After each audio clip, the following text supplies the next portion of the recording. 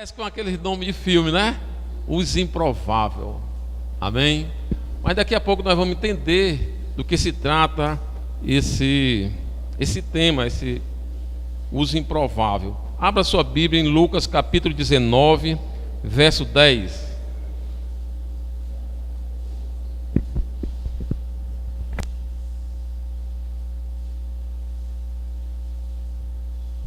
Enquanto você está abrindo, eu vou avisar vocês que a blusa, né, da grande festa das células já estão disponíveis, né? E até o dia mais ou menos, até o dia 5 mais ou menos, quem fizer o pedido tem que fazer 3 coisas. Primeiro, fazer o pedido. Segundo, dizer o número. E terceiro, pagar R$18, né? PMG. Então você dá o seu nome, faz o pedido, diz o número da sua blusa e o tamanho, o número, tudo eles entendem aí, né? E o valor que é R$18, né? Pronto. Aleluia. Enquanto vocês também tem alguém procurando ainda, eu creio, né? Você vai poder dar outro aviso que no dia 8, lá no condomínio dos Santos, nós vamos ter uma grande cruzada evangelística, amém? No próximo domingo vamos falar melhor sobre isso, amém? Então diz assim em Lucas capítulo 19, verso 10: porque o Filho do Homem veio buscar e salvar quem? O perdido, amém? Esse buscar no original achei interessante, porque não é um buscar normal, não é chegar assim, eu vim buscar uma encomenda, não. Esse buscar no original é empenhar-se de uma maneira tal, é empenhar-se em buscar mesmo, amém? Isso foi o que Jesus fez, né? E continua fazendo. Ele empenha-se em buscar os perdidos, amém? Amém? Hoje nós vamos falar um pouco de 4 pessoas. A primeira é o Zaqueu. Abre em Lucas capítulo 19. Novamente, que vocês estão, né? Do 1 ao 10. Você leu 10, agora vamos ler do 1 ao 10, amém? Diz assim: entrando em Jericó, atravessava Jesus a cidade, e eis que um homem chamado Zaqueu, maioral dos publicanos e rico, procurava ver quem era Jesus, mas não podia, por causa da multidão e por ser ele do tamanho da Raquel. Me perdoa aqui. De pequena estatura. Então, correndo adiante, subiu a um sicômoro, ou seja, uma figueira brava, a fim de vê-lo, porque por ali havia de passar. Quando Jesus chegou àquele lugar, olhando para cima, disse-lhe: Zaqueu, desce depressa, pois me convém ficar hoje em tua casa. Ele desceu a toda a pressa e o recebeu com alegria. Todos os que viram isso murmuravam, dizendo que ele se hospedara com homem pecador. Entre mentes, Zaqueu se levantou e disse ao Senhor: Senhor, resolvo dar aos pobres metade dos meus bens, e se alguma coisa tenho defraudado alguém, restituo 4 vezes mais.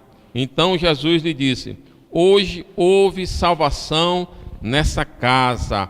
Hoje vai haver salvação na tua casa. Hoje vai haver salvação no teu relacionamento. Hoje vai haver salvação na tua família. Amém? Continuando: pois que também este é filho de Abraão, porque os filhos do homem veio buscar e salvar os perdidos. Amém? Glorioso Deus, Paizinho querido, santo, graça te damos, Senhor, pela tua palavra, Senhor, que essa palavra e as demais palavras que virão, Pai amado, adentre no nosso ser, no nosso coração, fazendo diferença sim, porque a tua palavra diz que ela não volta vazia, Senhor. Senhor, faz o que apraz a tua palavra, em nome de Jesus Cristo. Quem diz amém? Amém. Então aqui fala de Zaqueu, né? Zaqueu não era um homem comum. Zaqueu, na realidade, ele era o inimigo do povo de Israel, apesar de ele também ser israelita. Zaqueu era um povo fazia parte do povo de Israel. Só que ele era um traidor. Por quê? Porque ele trabalhava para os publicanos.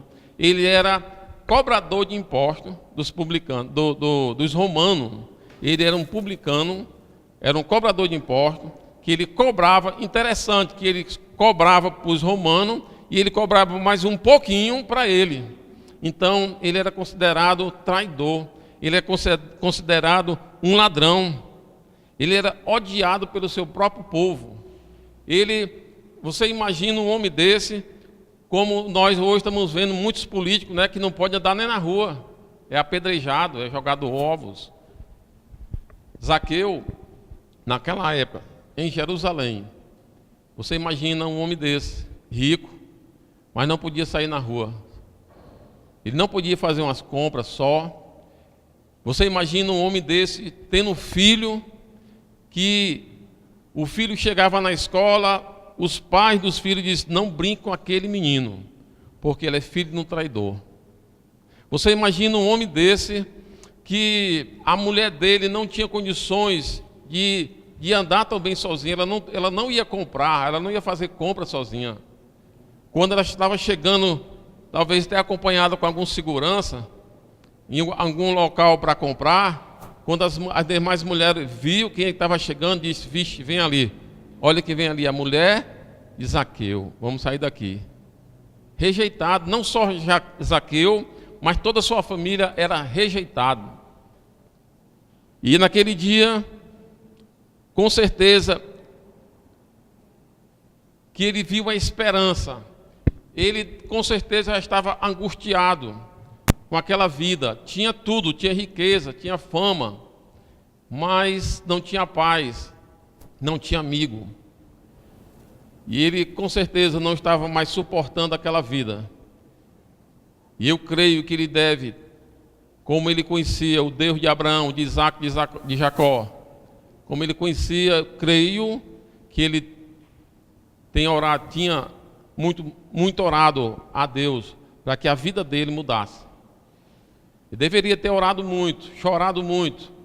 De dia poderoso diante do povo, de noite só, chorando com certeza, na calada das noites, com solidão, com angústia, de ser visto como um traidor da sua nação. E ele não aguentava mais, pedia socorro, mas não sabia o que fazer. Zaqueu era o improvável, diga improvável. A graça salvadora de Deus alcançou Zaqueu.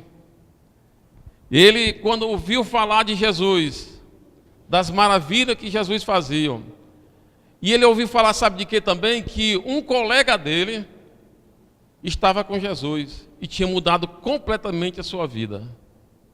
Quem era ele? Mateus. Mateus estava na mesma situação. Mateus era um publicano, cobrador de imposto, e Jesus vem, e ele foi. E quando Zaqueu disse, esse Mateus que eu conhecia não é mais o mesmo. Aquele Mateus grosso, cobrador de imposto, rude. Hoje eu vejo ele sorrindo, alegre. Eu quero aquela vida. Eu preciso daquela vida. Quem foi que mudou a vida de Mateus? Jesus. E ele começou a perseguir Jesus, olhando, querendo ver, e o povo era mais alto do que ele, era desse tamanhozinho, o tamanho da Raquel, e olhava e não conseguia, e ele correu, passou à frente e subiu lá na figueira brava. Interessante que isso aqui já dá outra pregação, que ele se identificou, Zaqueu, o homem que não dava bom fruto. Ele subiu numa figueira que não dava bom fruto, brava. E subindo, ele conseguiu ver Jesus, mas na realidade, Jesus é que viu Zaqueu. Amém? Se você for observar, você pode até achar que Zaqueu foi atrás de Jesus. Zaqueu buscou a Jesus.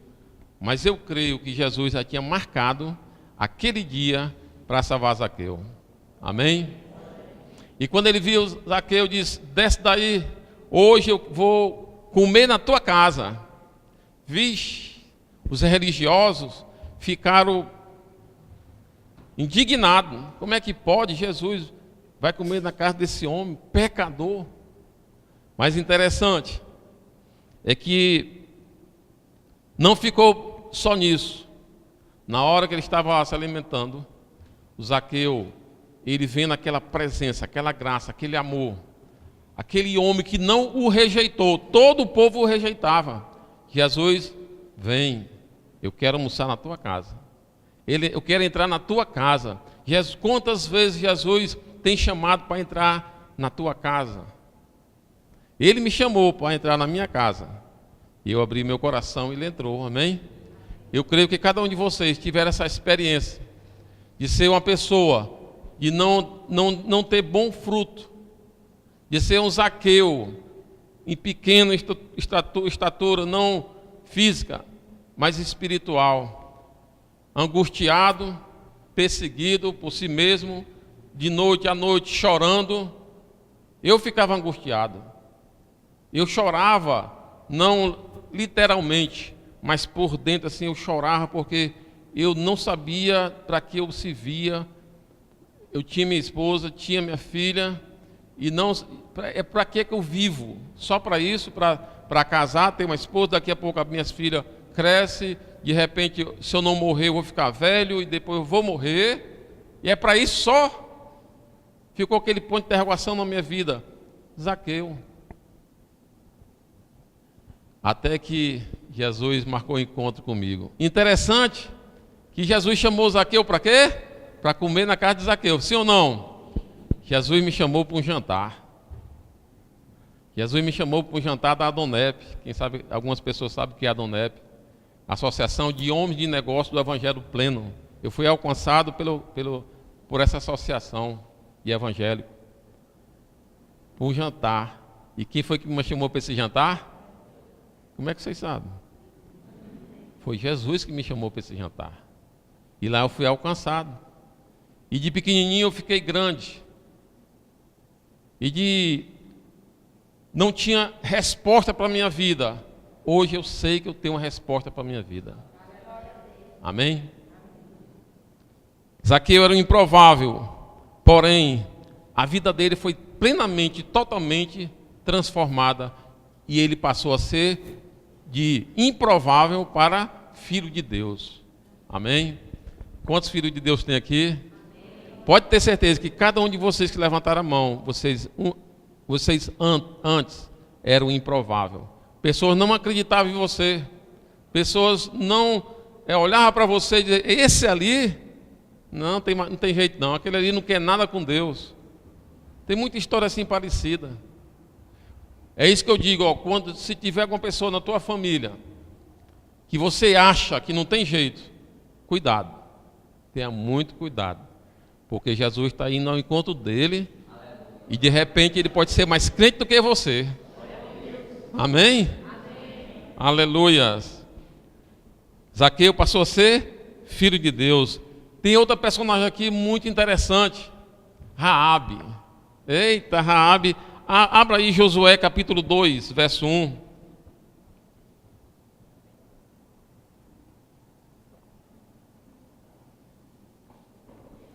Glória a Deus. Josué capítulo 2, verso 1. De Setim, ouviu Josué, filho de Num, dois homens. De Setim enviou Josué, filho de Num, dois homens secretamente, como espia, dizendo: andai e observai a terra de Jericó. Foram, pois, e entraram na casa de uma mulher prostituta, cujo nome era Raabe, e pousaram ali. Eles entraram aonde? Na casa de quem? Raabe. Raabe era o quê? O quê? Só ouvi uma pessoa falar. Raabe era o quê? Prostituta. Ela era isolada da sociedade. Raabe, ela era totalmente vista como uma pessoa imunda. Ela era desprezada pelo povo de Jericó. Totalmente desprezada. Ela só era momentos aceita por homens querendo somente ter prazer com ela. Até a família dela, com certeza, a desprezava. Era considerada suja, imoral, sem valor algum. Raabe, prostituta, condenada duplamente. Naquela época ela estava condenada duplamente. Uma, pelo seu povo, e outro, pelo povo de Deus que ia destruir Jericó e acabar com todas as pessoas de Jericó. Ela estava totalmente numa situação sem saída. Posso dizer, Raabe era uma pessoa improvável. Você concorda comigo? Sem chance alguma, sem esperança. Quantas e quantas pessoas nós encontramos aí fora? Prostituta, prostituto, maconheiro, drogado mesmo, que a família não dá mais valor, a família não respeita, perdeu totalmente o respeito da família. Na realidade, a família quer que esteja longe. Totalmente improvável. Creio que aqui, nesse local, eu conheço algumas pessoas que era improvável também, estavam no caminho da droga, ninguém dava nada, mas ele alcançou o amor do Senhor. Amém? Raabe, ela viu uma luz, ela viu uma oportunidade de mudar a sua vida. Interessante que você lê o capítulo todo, onde fala a parte de Raabe, você vê que aconteceu uma coisa interessante na vida dela. Eu creio, não está escrito, mas eu creio que ela ouviu falar do povo de Deus. Ela ouviu falar como Israel tinha sido tirado do Egito. Ela ouviu falar que várias nações tentaram destruir Israel e foram destruídos. Eu creio que ela ouviu falar que nem a roupa e nem o calçado do povo de Israel durante 40 anos não se estragaram. Vocês estão me entendendo? Eu creio que ela ouviu falar das maravilhas de Deus e ela desejou esse Deus. Ela desejou tanto esse Deus que quando ela viu aqueles dois homens, ela identificou que aqueles dois homens eram fugitivos, que era soldado de Israel, estava ali arriscando a vida, e ela disse, olhe, ela fez um acordo com aquele soldado, para ser salvo. Eu escondo vocês, eu guardo vocês, mas eu quero viver com o seu Deus e com o seu povo. E aquele soldado, ele não tinha autoridade em si para fazer um acordo desse, mas eu creio também que através do próprio Senhor, Deus, quando viu o coração dela, Deus, esse coração me pertence. E disse com os soldados, faça. E eles fizeram o acordo. E aquele acordo salvou não só ela, mas salvou toda a sua família. E se você observar, eles disseram que colocasse um fio de cordão escarlate. Lembra? Vermelho, escarlate quer dizer da cor de sangue. Amém? Então, você lembra como foi que o povo de Israel saiu do Egito? A minha esposa falou sobre a saída em si. Eu estou falando sobre a libertação em si. Foi feito, mataram o cordeiro, cada família matava um cordeiro, comia o cordeiro, pegava o sangue do cordeiro e passou nos umbrais da porta. Quando o espírito de morte passava e via aquele sangue no umbral da porta, o espírito de morte ele não entrava naquela casa, ele passava. E assim, como foi a Páscoa do povo de Israel, foi a Páscoa de Raabe. Amém? A Páscoa de Raabe aconteceu naquele dia. Ela botou aquele fio do cordão de escarlate, cor de sangue de Jesus, E aquela cor representava o sangue de Jesus na vida dela. E ela foi plenamente liberta. E se você observar, antes disso, abra aí Apocalipse 5, do 8 ao 9.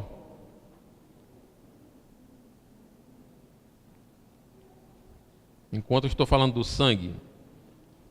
Apocalipse 5, do 8 ao 9. É o último livro.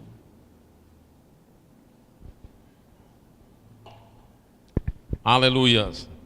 Diz assim: e quando tomou o livro, os 4 seres viventes e os 24 anciões prostraram-se diante do Cordeiro, tendo cada um deles uma harpa e taça de ouro cheia de incenso, que são as orações da paz de Managuape.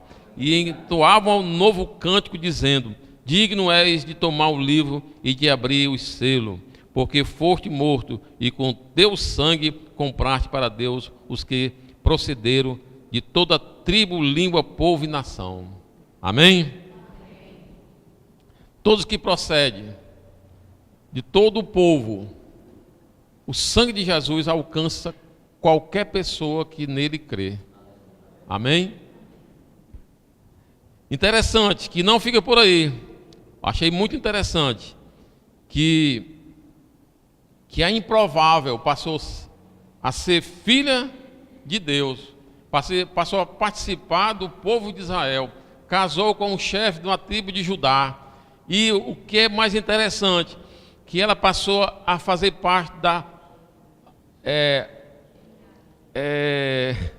genealogia de Cristo. Obrigado, minha amada. Viu? Genealogia, ela se tornou ancestral de Jesus. Ela passou a ser família. Jesus nasceu na família de Raabe, a prostituta. Você está me entendendo? É sério ou não é? Volta atrás. A ex-prostituta, né? Uma que deixou de ser, tem uma nova vida. Raabe. Interessante também, lá em Mateus capítulo 1, verso 5. Raabe se torna ancestral de Jesus. Em Hebreus 11:31, Raabe entra na galeria dos heróis. Aleluia! Não é pouca coisa não, viu? E em Tiago 2:5, Raabe se torna exemplo de fé. Amém? Se ela fosse viva hoje, a gente ia dar salve de palmas para ela, mas só se ela fosse viva, mas não é, né? Herói da fé. Você, meu amado, independente da tua vida, você pode mudar a tua vida plenamente. Raabe era improvável, sim ou não? Totalmente improvável. E hoje ela se tornou exemplo de fé. Ela está na galeria dos heróis da fé. Não é pouco não. Você pode fazer tanto quanto. Vocês estão me entendendo? Não existe nenhum improvável para o Senhor. Não existe nem ninguém improvável para o Senhor. O Senhor está disposto a ir ao teu encontro. Amém? O outro, achei também muito interessante, o gadareno. Abra em Marcos capítulo 5, verso 1. Diz assim: extremamente chegaram a outra margem do mar, a terra dos Gerasenos. Ao desembarcar, logo veio do sepulcro a seu encontro um homem possesso de espírito imundo, o qual vivia nos sepulcros, e nem mesmo com cadeia alguém podia prendê-lo, porque tendo sido muitas vezes preso com grilhões e cadeia, as cadeias foram quebradas por ele e os grilhões despedaçados, e ninguém podia subjugá-lo. Outro homem improvável, sujo, imundo, ferido pelas próprias pedras que ele dormia. Sabe onde era a casa dele? Nos túmulos do cemitério. Essa era a casa desse homem, afastado da sua família, afastado dos seus amigos. Interessante, se você ver no capítulo 5, você vai ver que ele gritava. Ele gritava angustiado, e ninguém podia fazer nada. era totalmente preso por Satanás. Vários demônios moravam dentro dele, fazia parte, né, da personalidade dele, do caráter dele, dentro da alma dele. Era um homem plenamente improvável, sim ou não? Totalmente improvável. Quem olhava para ele não tem mais jeito. Cheio de demônio. O pessoal prendia ele, botava corrente, ele quebrava. A família com certeza sofreu muito querendo resgatar e ele preferia ir para onde? Dormir num cemitério, num sepulcro imundo, sujo, todo arranhado. Essa era a situação do gadareno. Porém, ele um dia, ele viu Jesus descendo do barco e foi ao encontro dele. Quando você pensa que ele foi ao encontro dele, você vê que na realidade, se você ler o capítulo anterior, Jesus ele estava onde? Estava pregando do monte, como é o nome? As bem-aventuranças, né? No monte. E quando ele estava lá pregando as bem-aventuranças, ele desceu e chamou os discípulos, vamos atravessar esse lago. Jesus sabia por onde ia, sim ou não? Ele sabia. Ele, através do Espírito Santo, ele disse, tem uma pessoa acolá que está totalmente improvável. Aqui não tem mais esperança, não tem mais sonho, não tem mais nada. Eu vou libertá-lo. E ele pegou o barco e foi. E quando você vê, ele passou até por uma tempestade, lembra dessa passagem? Jesus e os discípulos passaram por uma tempestade. Eu creio que eram demônios que não queriam que Jesus chegasse lá do outro lado.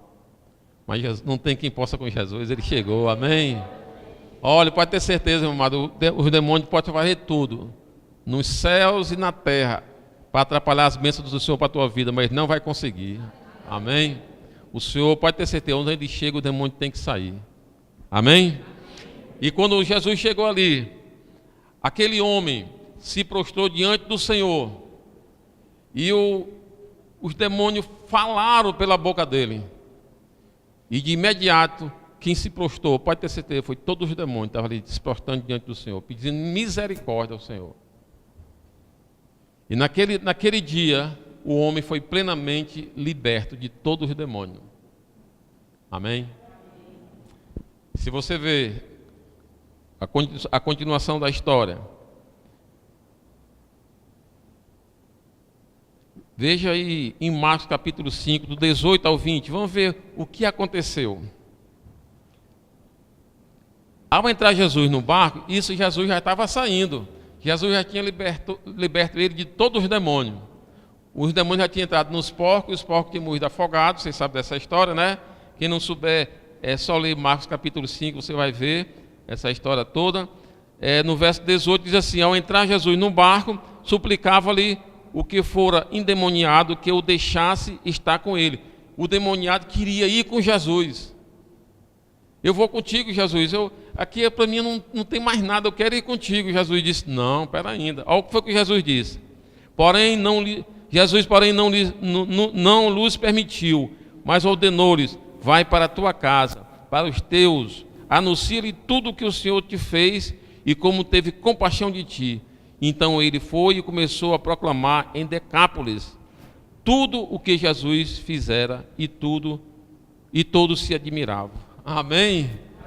Um homem que era improvável, meu amado, improvável totalmente, se tornou o quê? Um missionário. Se tornou um missionário, ele queria com Jesus. Jesus, faça o seguinte, vá primeiro para a tua casa, entendeu? E com certeza fala lá o que aconteceu, estou livre, Jesus me libertou. E Decápolis significa aproximadamente 10 cidades, rapaz. 10 cidades, então ele começou a proclamar o que Jesus fez em 10 cidades, se tornou missionário, amém? Então, mesmo que você se ache um pouco, de repente, tem muitos crentes, eu acredito que tem muitos crentes que se acham improvável em muitas situações da sua vida. Não tenho condições de se tornar um líder, eu não tenho condições de se tornar um pastor, eu não tenho condições de sair pregando o evangelho, eu não tenho condições de aquilo outro, meu amado.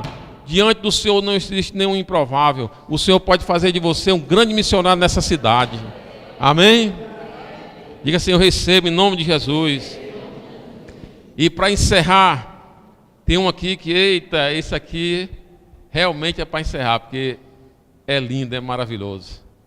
Abra em Mateus capítulo 8, verso 2.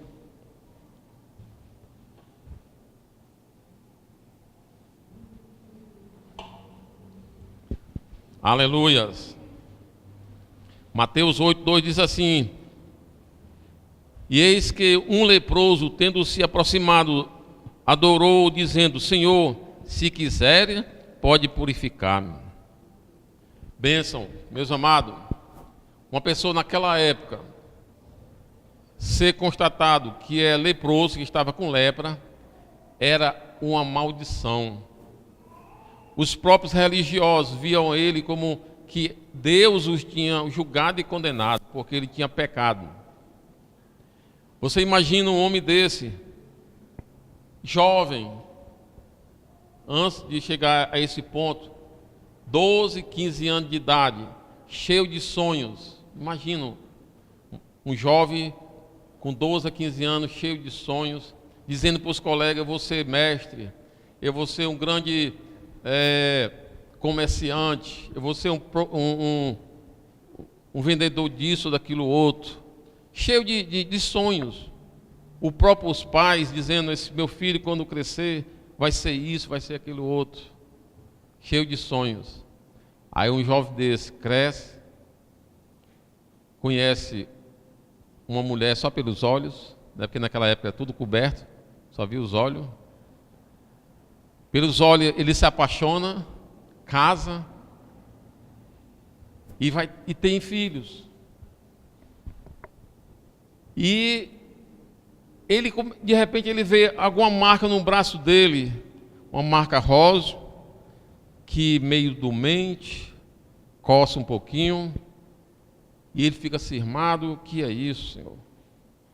E aí os dias vão passando, vai piorando, e ele chega para a esposa dele, chega do trabalho, chega na esposa dele e diz: minha filha, eu vou me apresentar ao sacerdote porque eu não estou achando que isso aqui é coisa boa, não.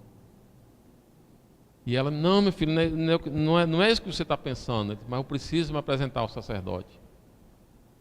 Eu vou com você. Não, deixa que eu vou só. Esse é o momento que eu tenho que ir só. E foi o sacerdote.